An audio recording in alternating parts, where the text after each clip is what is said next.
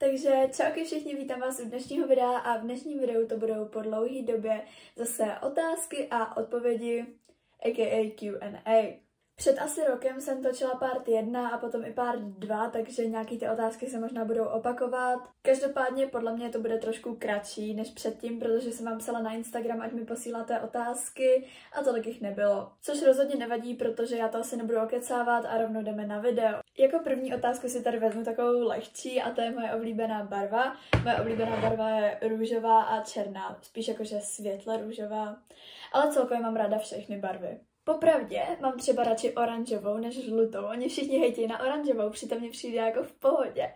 Za to třeba žlutou. Úplně jako nemusím. Takže tak. Oblíbený seriál? Já nevím.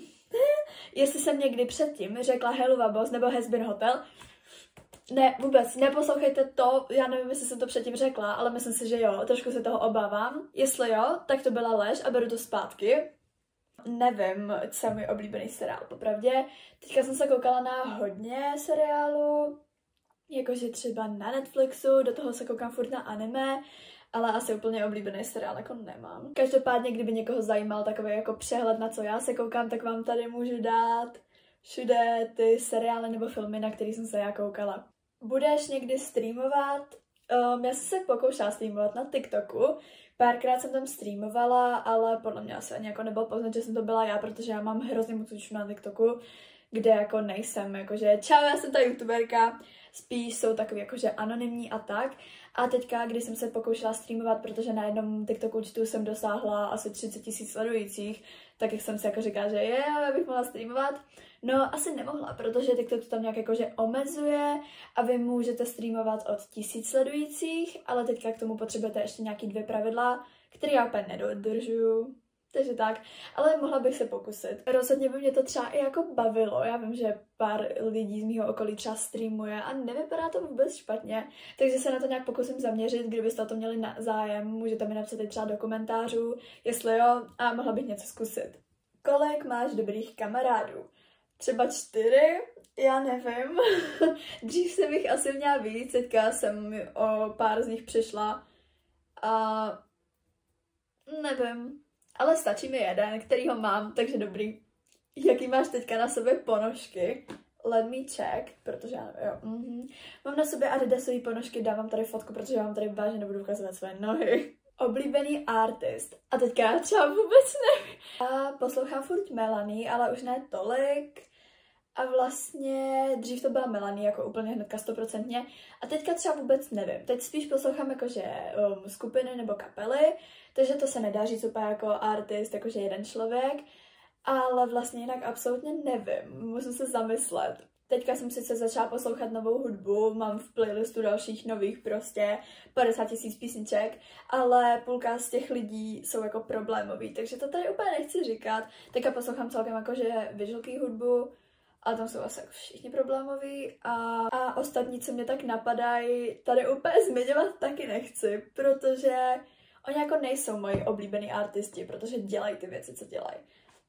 Což teda i Melanie, ale jelikož tady byla i otázka, jakou mám oblíbenou písničku, což samozřejmě já zase nevím, protože prostě nemám jako jednu oblíbenou písničku, tak vám tady dám svůj playlist, dám vám tady nějaké moje oblíbené písničky z playlistu a vemte si to.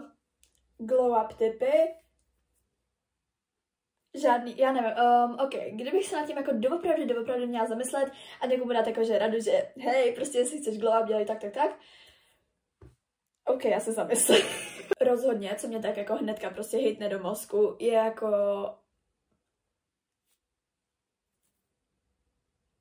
sebejistota. No, takže sebedůvěra, confidence, prostě jistota. A ono to sice jako říkají všichni, ale je to podle mě pravda. Protože prostě, když půjdete venku a budete jakože tak jakože ne. A když půjdete jakože hell yeah, tak to je prostě lepší. Za druhý vlasy, jako to fakt úplně extrémně. Já sice třeba teďka jako nosím make-up a tak, ale jsou taky časy, kdy já ho prostě nemám. Já třeba se namaluju 2krát za týden jako do školy. Někdy, když se mi ráno chce, tak jako víckrát. Tolik si ten make-up třeba ani nedělám a stačí mi vážně jenom jako vlasy. Takže pokud máte prostě doslova jakýkoliv vlasy, dejte si nějaký haircut. Fakt, že dejte. Ono to hrozně hezky zvýrazní váš obličej, udělá vás to hezčím a fakt to pomáhá a nepotřebujete na to ani tolik jako peněz, můžete si to fakt udělat sami a je to dobrý. Ale asi začít jako skincare, samozřejmě záleží podle toho, jaký máte jako typ pleti, já jelikož fakt jako mám clear pleť a asi to ani tolik nepotřebuju, sice jo, někdy se mi tam objeví nějaký jako jebák, ale nic moc, tak se mi to jako lehce říká, ale řekla bych, že i pro lidi, co mají třeba hodně velký akné, fakt jako stačí nějaký prostě krémy, pro ně teda hodně dobrý, ale pokud prostě chcete glow up, tak se začněte starat o svůj pleť, protože je to už teda trošku dražší, ale vážně to pomáhá a stojí to za to. Pijte vodu, jeste třeba zdravě, ale to mi přijde jako taková blbost, protože jasně, pokud máte nějakou jako nadváhu nebo něco, tak si asi říkáte, že ach jo, musím prostě jako zhubnout, aby byla krásná, jakože ne. Jako jestli vám je třeba 18, obavažte se hubnout nějakýma metodama jako tím, že nebudete jíst. Můžete začít sportovat, abyste měli nějaký glow up, což teda já jsem jako absolutně nedělala, protože já třeba sportuju od jako malička a nepotřebovala jsem vážně nějaký sport a nějakou dietu na nějaký jako glow up. Každopádně můžete být hezký, i když budete třeba tlustý.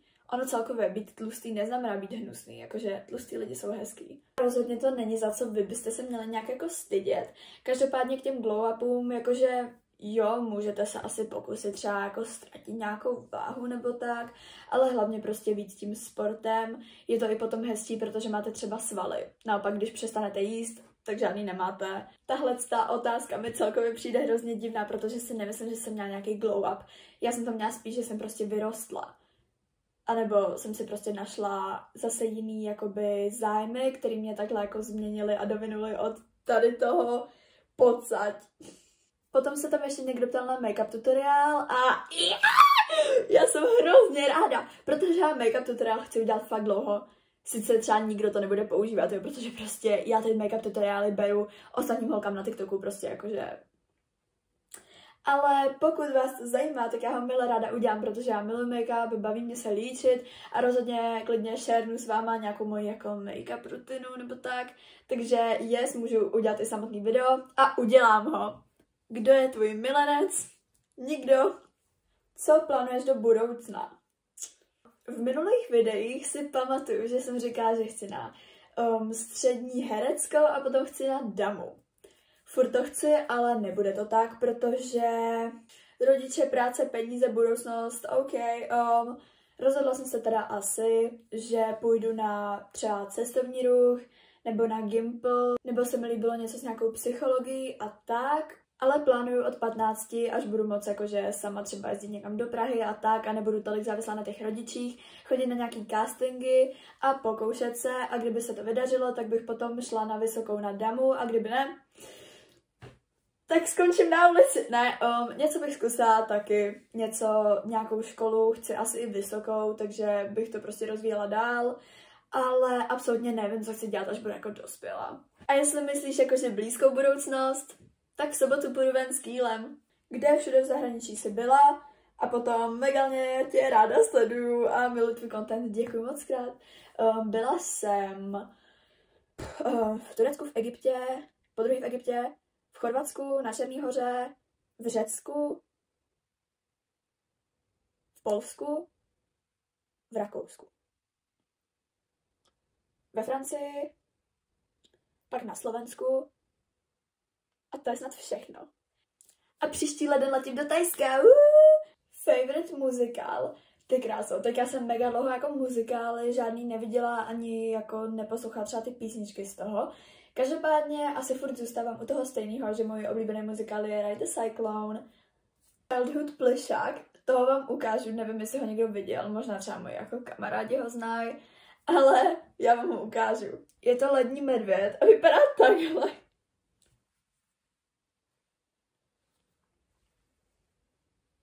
Mám vytahaný ten krk, protože prý, když jsem byla malá, tak jsem jako s ním chodila a držela jsem ho takhle.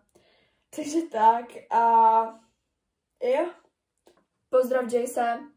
Nepozdravím tě Jayce. Nevím, kdo seš. Potom tady mám víc otázek na LGBT a takové věci. Mám tady seš teplá, názor na LGBT a potom jestli mám ráda femboje. Femboje miluju. Hrozně se těším do Thajska, až se tam uvidím. Femboje mám fakt ráda a bylo období, kdy jsem jako sama chtěla být femboy. Seš teplá? Ne, nejsem. Asi ne. A potom názor na LGBT, jakože mega mi nevadí. Já popravdě třeba hrozně miluju jako yaoi, takže tak. A fakt mi to vůbec nevadí, právě že jako naopak. Já mám hrozně ráda, dokonce jsem i jeden čas měla v pokoji prostě LGBT vlajku, tak jako na podporu. A fakt je mám hodně ráda, vůbec mi nevadí a lavískuju vás lidi. Od kolika let posloucháš Melanie a co za interprety posloucháš dál?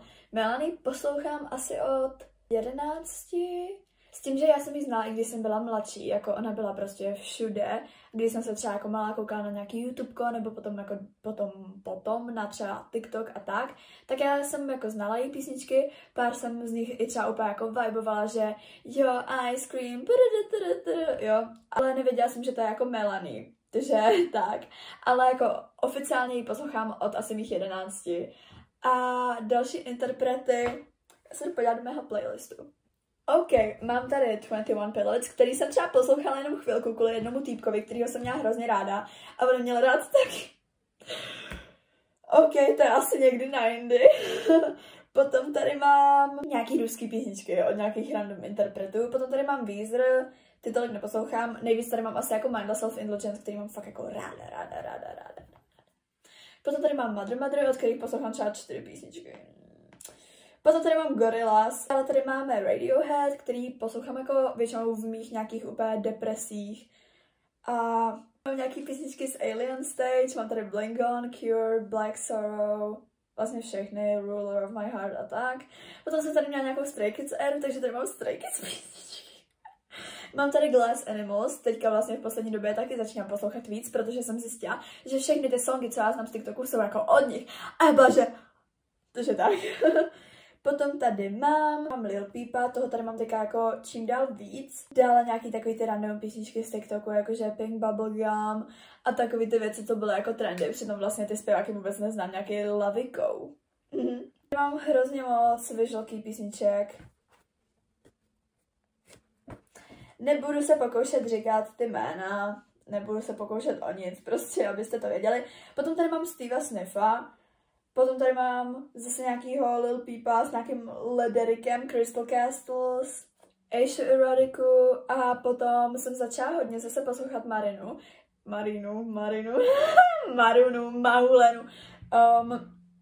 Dřív jsem ji víc poslouchala, teďka vlastně vůbec a teď jsem ji začala poslouchat znovu a fakt jako miluju, to má hrozný vibe ty písničky. No a to je tak asi všechno. 3 hyperfixace. Moje první je Dazai Osamu. Nikdo nikdy nepochopí, jak já moc miluju tady toho pána nebo člověka. Down and Watch, kámo, jakože já vám ukážu moji úplně Osamu Dazai kolekci, že normálně odletí. Já bych strašně chtěla být jakože number 1 Osamu Dazai fanoušek, takže mi přejte štěstí, abych mohla být, jo. Tady je kolekce, tuhle jsem mám přečtenou už 2krát, tuhle jsem ještě nečetla a všechny ty ostatní jsem přečetla. Tady je Dazai, jakože anime postava. Potom tamhle jeden. Dále tady mám tuhle knížku od něj, kterou teďka aktuálně čtu. A potom, a to nejlepší na světě, je tohleto. A to je nějaký prostě sketchbook, z kterého já jsem si udělala jakože životopis Dazai nebo něco takového. A fakt to jako strašně miluju. Přemýšlela jsem, že bych o tom udělala i samostatný video. Protože tam mám celkem víc těch stránek, celkem víc jako informací. Hledala jsem to třeba 2 dny, nebo jako celkově to zpracovávala 2 dny, protože jsem na to neměla čas ohledně školy. Myslím si, že bych to zvládla normálně i jako za 1 den. Ale brala jsem informace ze všech možných prostě webů. Třeba na Wikipedii o něm není jako absolutně nic. Takže já jsem prostě hledala a našla. A strašně to jako miluju. A je to moje úplně oblíbená věc, jakože v pokoji. Je to prostě něco o něm, fakt ho mám hrozně ráda. A to je moje jako rozhodně number 1 hyperfixation teďka. Nevím, jestli se tomu tak dá říct, ale myslím si, že jako jo.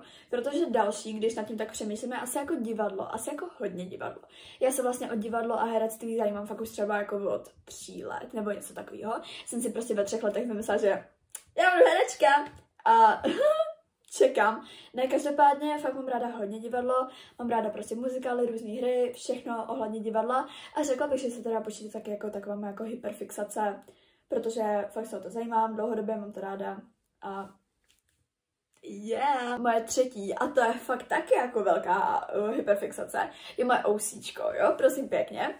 Já hrozně miluji své OCčko, pro ty, co nevidí, co OCčko je to, že je original character a je to prostě postava. Většinou, když třeba umíte kreslit a kreslíte si nějaké jako postavičky, tak prostě si nakreslíte si jakože svoji postavičku a máte prostě k ní vymyšlený i třeba nějaký jako lore, máte k ní prostě nějaký jako příběh, hrozně kreslíte v nějakých jako různých jako formách a tak. Miluju svoji Zane, nebo jak se jmenuje. Fakt jako já v jednu chvíli jsem měla úplně merch, teďka teda už to tolik nemám, protože já jsem měla i třeba plakáty, který jsme si zloupla, takže bych vám je ukázala, neukážu vám je. Ale doteď mám jako hrozně moc ráda a fakt jako třeba já nekreslím jako nic jiného, já prostě dělám třeba digital art, anebo i jakože ten traditional na papír, ale jako pokaždý, když mi někdo řekne, že hej, něco nakreslit, tak já nakreslím jí. Já ji fakt jako hrozně miluju, mám i jako piny, mám fakt jako hodně věcí a ukážu nějaký ty moje arty. Tady a tady. A fakt jako, to je moje láska. Ještě jednou nepozdravuju Jace a tohle video by bylo u konce, takže doufám, že jste si ho užili. Mějte se krásně, skládejte básně, děkuji, že jste se koukali semka. Pac a pusu, papa. Vypni se!